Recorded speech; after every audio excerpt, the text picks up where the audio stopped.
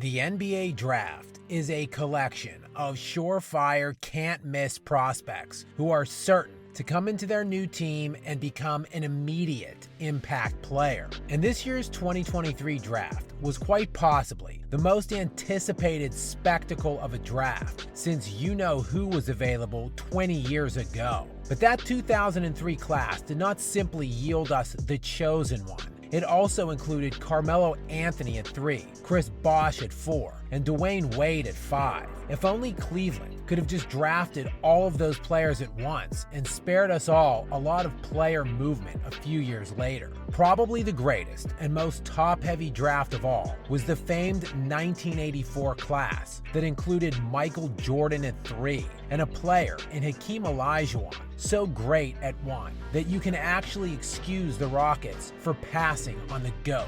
You even had Charles Barkley and John Stockton on the board. That draft was so incredibly loaded, it was almost impossible to go wrong at number 2, and yet the Trailblazers found a way. But at least that's a once-in-a-lifetime kind of mistake.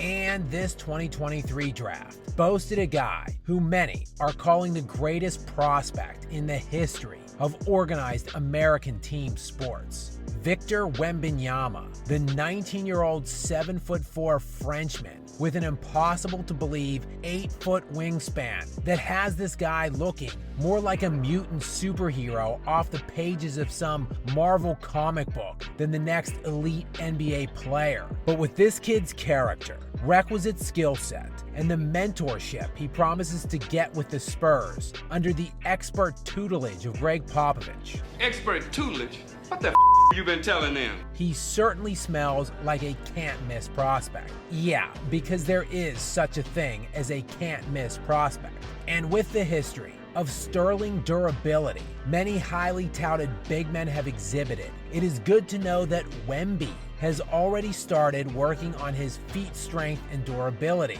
Perhaps he should spend some time working on the strength of the rest of his body. He still has not lifted a weight in his life. Though he is, allegedly, tipping the scales at around 230 pounds currently, which makes him look like a Mr. Olympia contestant compared to 2022 second overall pick Chet Holmgren, who looks like he just jumped off the screen from some Tim Burton stop-motion animation film. Oh yeah, he shockingly missed the entire rookie season due to injury. With so much uncertainty swirling around the future of such relatively young players, it has become increasingly important to rely more on the intangibles and try to hone in on a high-character guy. Which is exactly why, with such a depth of talent in this draft, the Charlotte Hornets selected University of Alabama standout freshman Brandon Miller at number 2. The Charlotte Hornets select Brandon Miller.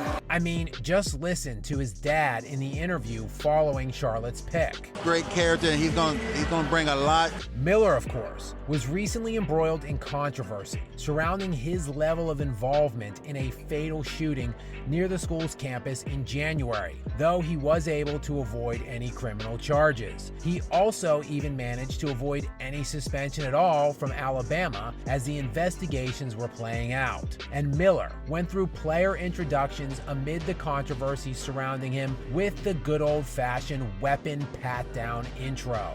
Very classy move here. Great character. Anything to win, I suppose, for the University of Alabama, who was a number 1 seed in the NCAA tournament and widely considered one of the top 2 favorites to win it all along with Houston. Bama would storm into the tournament behind SEC Player of the Year Brandon Miller and cut down the nets, winning it all. I mean, get to the Final Four. Well, actually, they would just win 2 games in the tournament before being upset by San Diego State. But Miller would flash the kind of leadership and clutch play you would expect to see from such an elite NBA prospect. Either that or take a massive dump in his pants. Like a poopy. Miller would score just 9 points. 9 times.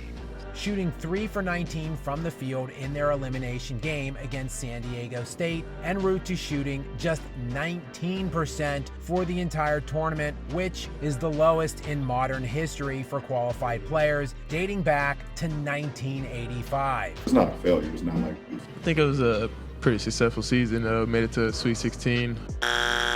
Is it any wonder this guy went into a recent Q&A for the draft and dropped this gem when asked who the GOAT is? But, just to make it clear, my GOAT is Paul George.